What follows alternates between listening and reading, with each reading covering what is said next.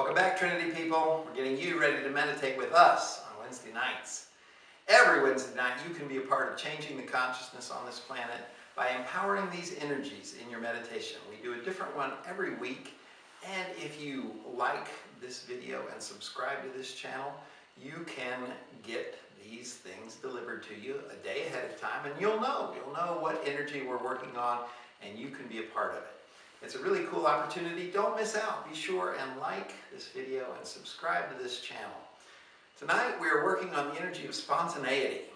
And spontaneity is not foreign to you. Most of you have had spontaneous moments. The problem with spontaneity, as with many energies, is that we sit back and wait for it. We think spontaneity happens when somebody says something or a moment pops up and just out of the blue, I am funny, or I'm bold and brave and I do something I've never done before and I was spontaneous. And I say, okay, well, be spontaneous now. And they're like, I gotta wait for the moment to happen. That is a mistake. You're probably not going to be spontaneous in the moment because, as we've discussed in previous videos, when you are under pressure, when life is coming at you, jump, jump, jump, jump, jump, jump, you probably don't respond from who you are. You respond from some sort of programming. You know, whatever your mind knows to do, whatever your habit is, those are the neurons that fire under stress. Habitual pathways activate under stress. Brand new, made up on the spot neural pathways do not activate under extreme stress. So, if you're waiting for spontaneity to happen, probably you're going to be disappointed most of the time. Spontaneity comes from you expressing who you are, but in a surprising and unexpected moment or pace. That's really all spontaneity is. It's very much dependent on flow. You have to be in the flow of something, but there's a little extra ingredient, and I'm going to try and show you. I'm going to get my training partner out here, and we're going to talk about flow. Flow is just me putting everything that I am into a regular progression so that it's coming out. So I may just be wailing on this bag, just doing random stuff that I didn't think about until a second before, and that doesn't mean that I'm spontaneous. If you looked at that, did you think spontaneous? Because I had this regular rhythm and I was just coming up with new stuff, so maybe it was creative, certainly it had a lot of flow, but there wasn't much spontaneity to it. I'm going to show you what spontaneity looks like. I can be doing this, and you think, flowing, creative, but not spontaneous. But if I do that, you're like, oh wow, spontaneous. What's the difference? Still flow, but an accelerated flow. Accelerated flow is really all spontaneity is. So we're going to talk a little bit about an exercise that you can do. It involves acceleration, because there's really two ways to generate power in a self-defense situation. Somebody attacks you and you're just throwing your arms out there and your hips are staying pretty stable. You're not generating much power. It's just arm power. And it depends on how strong your arms are, but even the strongest arm is not going to be enough to knock somebody back or break through a board or anything like that. To really generate power, in most martial arts situations, they're going to tell you you have to involve your hips. You have to get some sort of hip action in there to really generate power. And that's not wrong. Hip power is a good way to start. In any self-defense training, start by learning to activate your hips.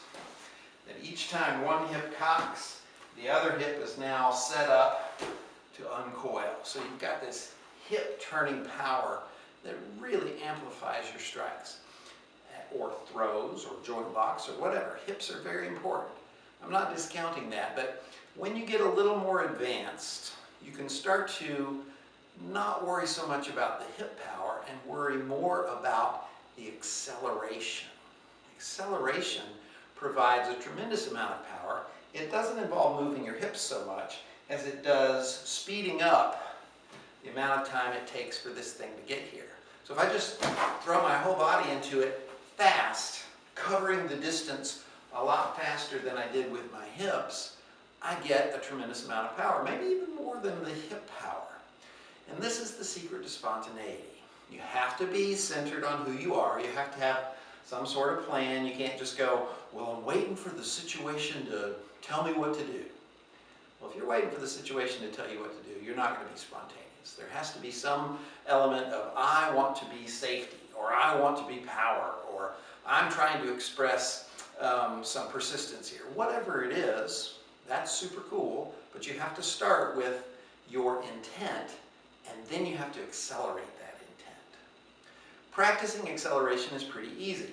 You can do it with a person that you know, and if you have a bag or something like that, you just practice slamming into it faster and faster and faster.